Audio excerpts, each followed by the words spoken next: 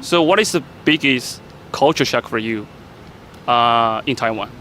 District that I was living in, that I was always really scared about like walking. At the night or just like? Just in general, not because I felt scared that someone would like rob me or anything, but because there were no, how do you say, like sidewalks? You don't know, sidewalks. Sometimes there's no sidewalks. Like for pedestrians, sometimes it's scary, especially in like very local districts, because there is like those little, like underneath the building where you could walk, but there's always shops there, and you don't want to like intrude and go right through their like kitchen. You know what I mean? Yes. So you always have to walk outside.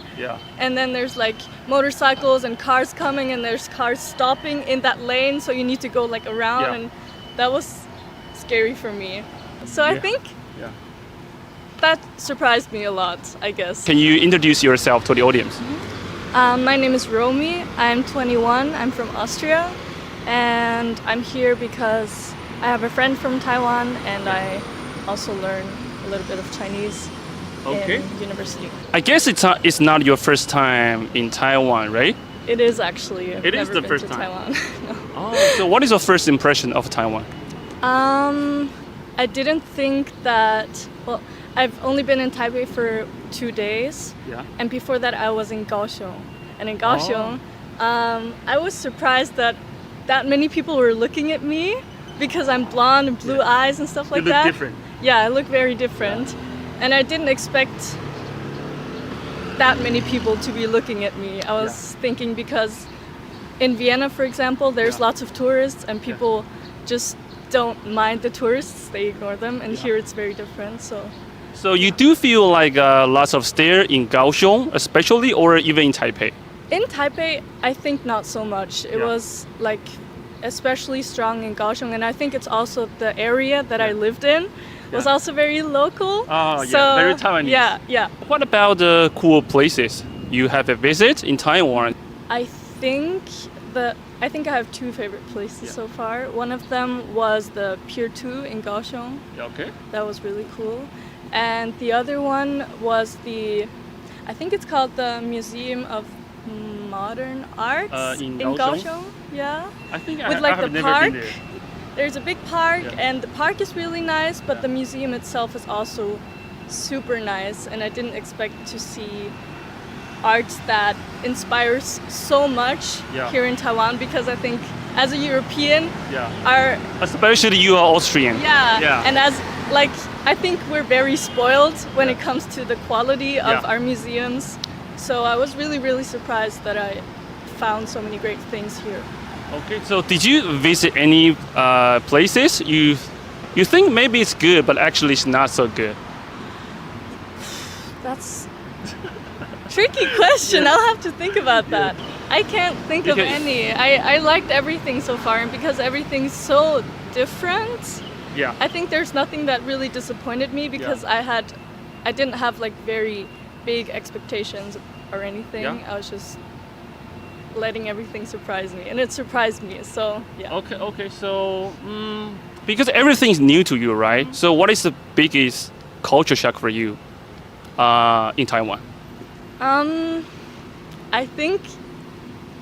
I think it's the staring. Oh, staring. Okay. No, I think you do care about staring. Yeah, because I don't know. I think I'm very conscious about everything around me, and like when I go on the streets, and also in Kaohsiung, at least in the district that I was living in, that I was always really scared about like walking.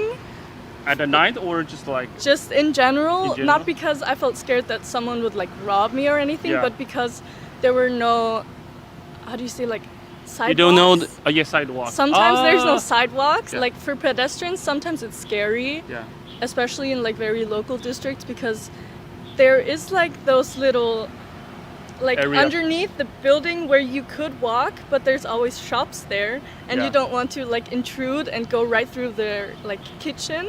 You know what I mean? So you always have to walk outside.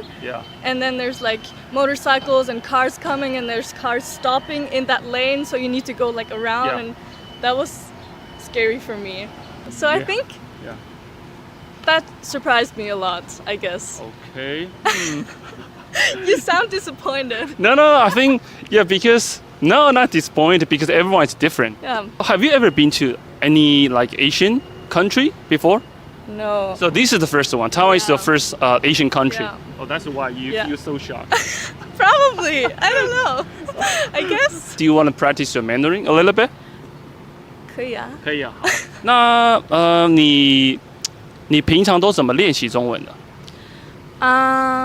我是在大学学习的，所以我觉得开始的时候我只是练习的，然后我觉得现在最重要的事情就是跟中国人和台湾人一起。不知道一起聊天练习什么的，因为我说话的时候就会紧张。OK。你中文学多久了？学了3年了。3年了，哦，那蛮久了。那你平常跟你的那个高雄的朋友啊讲中文的时候，你觉得都是 OK 的吗？我觉得还是很难，因为在中国用的词和这里用的词不太一样，所以我觉得有时候有很多地方我听不懂。比如说，我有一个词我在大学学习的，但是我的朋友听不懂，也不认识这个词。你是哪一个词？我很好奇。是 taxi， 我们学的词是打的。对，我们台湾叫计程车。对，所以他不认识这个词。这是一个很好的good example.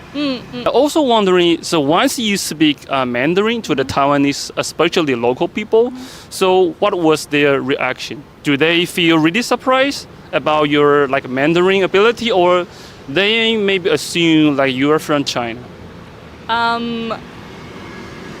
What do you mean they assume I'm from China? I mean like assume like you probably are living in China. Yeah. So sorry, my English is so bad. Yeah.